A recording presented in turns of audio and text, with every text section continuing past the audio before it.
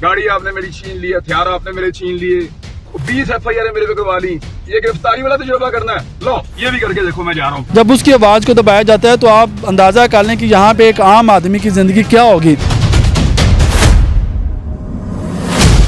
इमरान रियाज के हम साथ हैं, वो स्टैंड विद, ये ज़मानतों पे भी होते हैं तो इनको जो है वो हुकूमत जो है वो मसनद पे बिठा दिया जाता है। बिस्मिल्लाहिर्रहमानिर्रहीम, अस्सलाम वालेकुम नाज़रीन, अर्ज़ पाकिस्तान के साथ मैं हूँ मोहम्मद आलियान।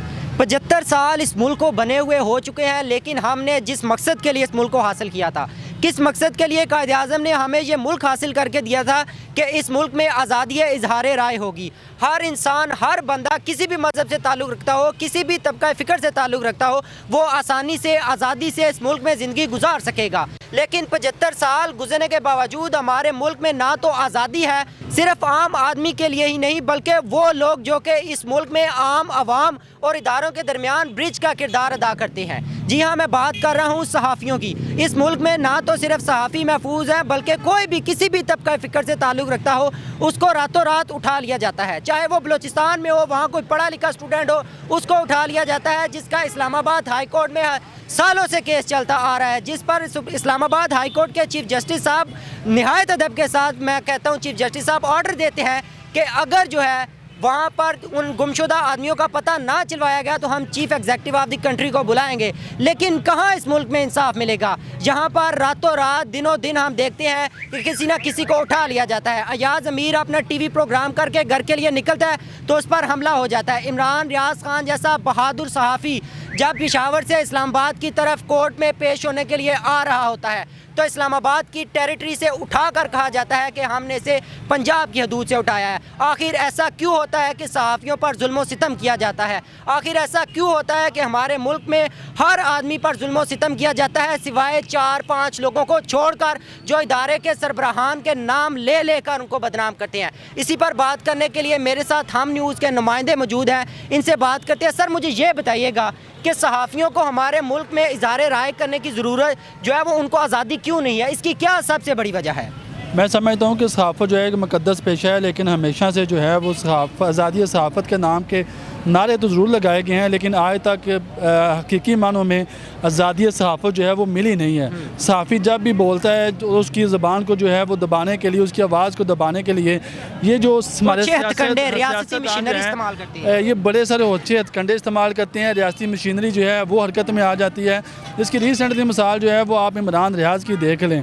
एक आम आदमी जो है उसकी ज़िंदगी कितनी बेदर्दी के साथ उसको जो है वो कुचला जाता है, और एक जो सहाफ़ी है जो आवाज़ बनता है एक आम आदमी की, इस रियासत पाकिस्तान की, जब उसकी आवाज़ को दबाया जाता है तो आप अंदाज़ा कर लें कि यहाँ पे एक आम आदमी की ज़िंदगी क्या होगी, उसकी मुश्किलात क्या होंगी, उसकी आवाज़ को कहाँ पे सुनाई होगी, कहीं भी सुनाई नहीं है।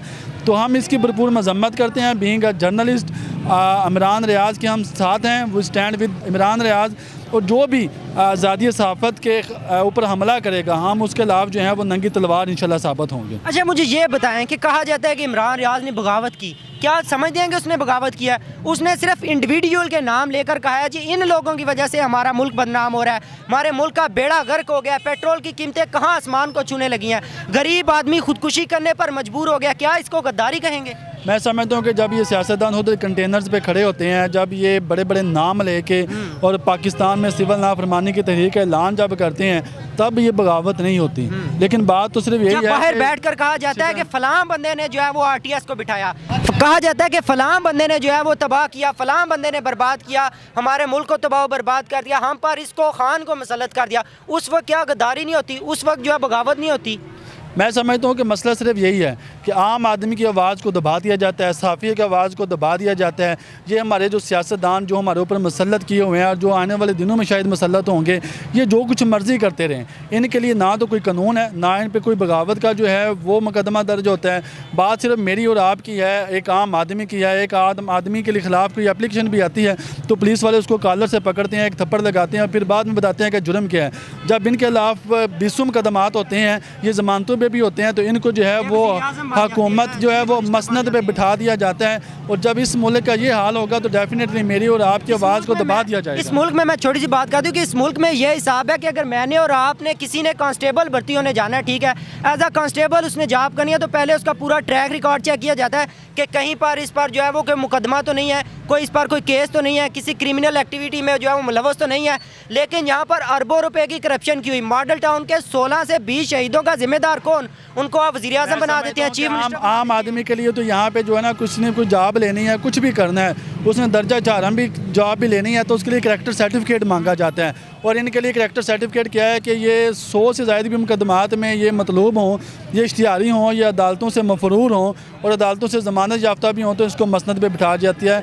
जब यहाँ जिस मुल्क में ये कानून होगा वहाँ पे यकीनन जो है वो आम आदमी, गरीब आदमी को कुचल दिया जाएगा, और इमरान रियाज जैसे बहादुर और नडर जो सहाफ़ी हैं उनकी आवाज़ को दबाने के लिए जो है इस तरह के रियासती मशीनरी और अच्छे हथकंडे जो हैं वो इस्तेमाल किए जाएंगे। बिल्कुल sir, thank you so much.